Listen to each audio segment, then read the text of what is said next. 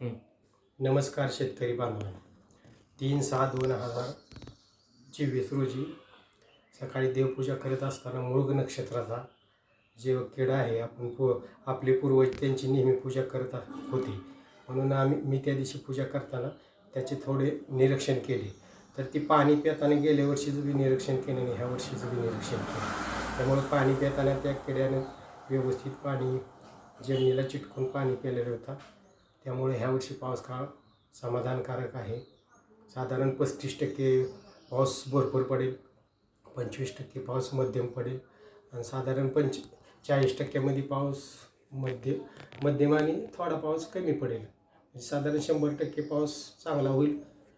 तर शेतीमध्ये पेरणी करत असताना आपण दक्षिण दिशेकडून उत्तर दिशेकडे पेरणी केली. शुभ नक्षत्र असावी त्या दिवशी, दुष्ट नक्षत्र नसावी, चोर नक्षत्र नसावी. आणि केळी लागवड करताना आपण आता खरीपाची पेरणी करताना जरी आपण याचा वापर जरी केला, तर ज्या दिवशी शुभ नक्षत्र असेल किमान पाच धान्य जरी आपण त्या शेतामध्ये टाकले, तर ती धान्य ज्या टायमाला आपल्या हात बीज असतं, त्या बीजच्या टायमाला आपण घेतो.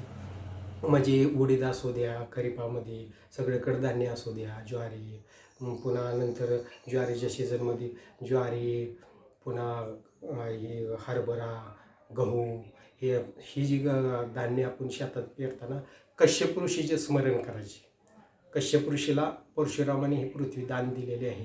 त्यामुळं बीज ज्या टायमाला हे करताना आपण कश्यप ऋषीचं दान नाव घ्यायचं.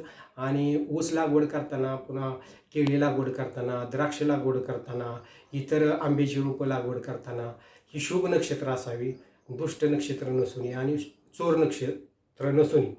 त्यावेळेला सुद्धा लागवड करताना आपण दक्षिण दिशेकडून उत्तर दिशेकडे लागवड करावी आणि कश्यप ऋषीचं स्मरण करून लागवड करावी. पूजा करताना साखर थोडी घ्यावी, थोडं धणे आणि तांदूळ ही करून, हळदी कुंकू ही करून पूजा करावी, थोडं पाणी ही करून नैवेद्य दाखवावं आणि पाया पडावं. उत्तरेकडे तोंड करून लावावं.